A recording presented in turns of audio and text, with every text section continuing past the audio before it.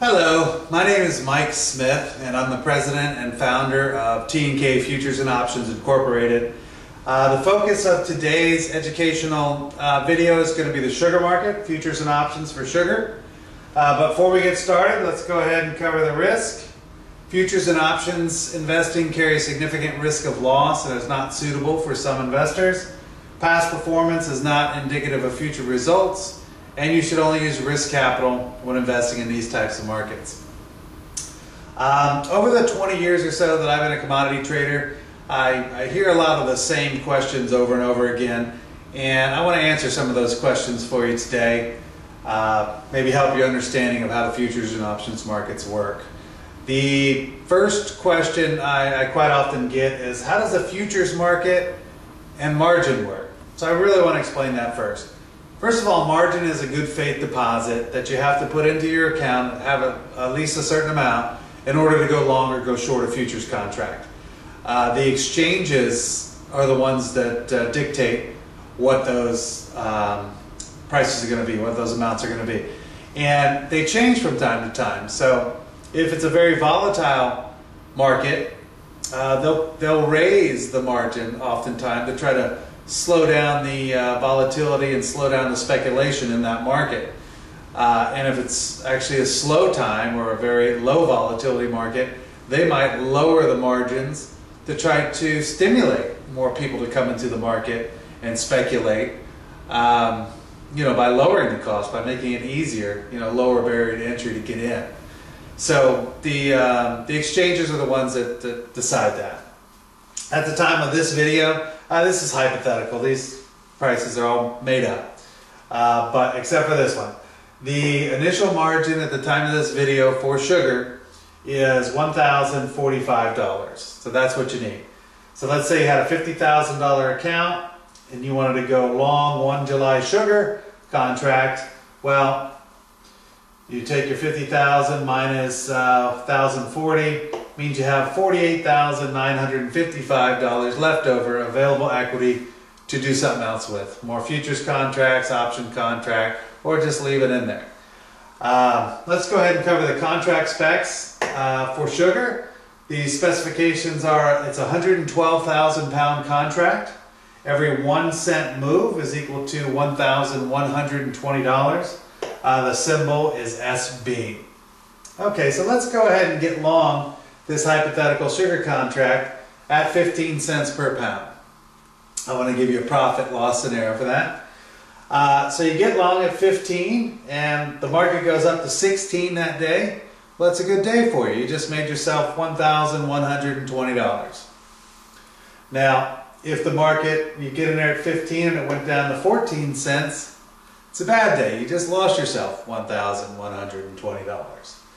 And I want to cover the risk a little bit more with futures. It's theoretically unlimited risk. No one's ever lost infinity, but mathematically speaking, if you were short this market, there's no end to how high the market could go against you. And if you're long this market, there is a limit because it can only go to zero. I doubt sugar will ever have a value of zero. It'll have some intrinsic value. People always want sugar. But hypothetically, this is a mathematical equation, infinity, theoretically possible.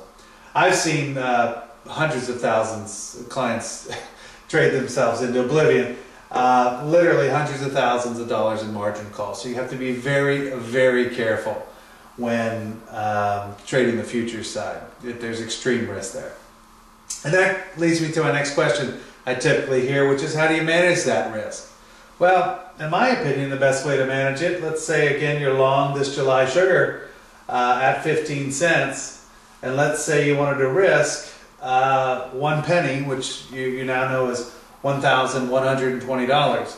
Well, you're long there at 15, you put a sell stop in below the market at 14, and let me explain how a sell stop works. Let's say the market keeps going against you, going against you, going against you. Comes down, trades through that 14 cent barrier that you set, it immediately turns into a market order. Now, the way a market order works, you're going to get the next available price once it goes to market. So, in this case, for instance, it might be 1401. It might be $13.98. Might be right at 14 cents. You don't know exactly. So that's why I put this ish over here. So you can limit your risk in this particular instance to 11.20-ish because you really don't know exactly where that's going to get filled, and that depends on how fast the market's moving. If it's a slow day, you'll probably get right at your price. If it's really trading around quite a bit, not so much. So that, in my opinion, that's the best way to manage your risk in a futures, is using stops. I wouldn't put a futures on without a stop. The next question I typically get is, what's a call option? Well, a call option gives the buyer the right but not the obligation to purchase the underlying futures contract for a specified time period at a specified price. Okay, in this case, our hypothetical example is you just bought one July 16-cent sugar call at 0.75, which, when you do the math, ends up being $840. Okay, so let me show you a hypothetical profit and loss with that. So here it is. That's the guy you bought right there. That's a 16-cent sugar call. Market's at 15. Lucky day, market rises 1 full penny. You don't get the full penny. That's what confuses people a lot about options. The future's pretty cut and dry. Pretty cut and dry what your profit and loss is. But with an option, it's different. With an option, what matters is this delta factor, if you want to figure out how much your option is going to accrue or devalue given the underlying futures market move. So let's say it's 30%, all right? If it goes from 15 to 16, we know that's a $1,120 move in the futures. Your option's only going to catch 30% of that. 30% of that is $336. So this option right here, your call option, given it went up, just accrued by approximately $336. Again, ish. I got an ish by that one because there's so many other factors involved. As the market's moving, that number is changing constantly at every price. There's theta involved. Theta is your time decay. Vega is your implied volatility, so your volatility premium that might be added or subtracted to that. But the delta factor is figuring all these things in as the market's moving. So that's why it's ish. Let's just say it like that. It's ish, but you can get real close. It's usually pretty close, the delta factor, what your option's going to accrue or devalue. All right, the next question I typically get is, what is a put? A put is the right but not the obligation to sell the underlying futures contract for a specified period of time and price. In this case, hypothetically, it's buying the July 14-cent sugar put. And I made it a little cheaper for a reason. Even though they're equidistant apart, they're both 1 penny out of the money. And the reason is, quite often there's more demand for calls than there is puts.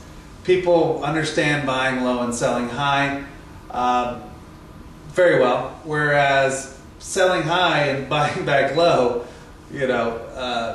confuses them, where you make the difference. If it's up here and you buy it, sell it up here and you buy it back here for cheaper, how you make that difference? It's hard for people to understand sometimes. So quite often there's a difference in price. Your risk when you purchase an option, call or put, your worst case scenario is that you can lose whatever you put in plus whatever your commissions and fees were. So in this hypothetical case, $840 plus whatever your commission and fees were. That's your worst case scenario. At any point in time before this option expires, you can lock in profits or cut losses. But if it's out of the money, so say it's at $15.99 on expiration date, your call, you get zero. So that's your worst case scenario, is you can lose your money, but you can't go negative. There's no margin calls or anything like that when you purchase an option, whether it be a call or a put. This is kind of confusing, so if you have a question, feel free to call me. If you're not already on the website, it's tkfutures.com. My name again is Mike Smith. You can call me, ask a question if you have any. Also wrote a book that you can get on Amazon called The No Nonsense Guide to Buying and Selling Options. It's educational. That might help you as well. But that covers it for today's lesson. Hope you have a good day. Hope you learned something. Thank you.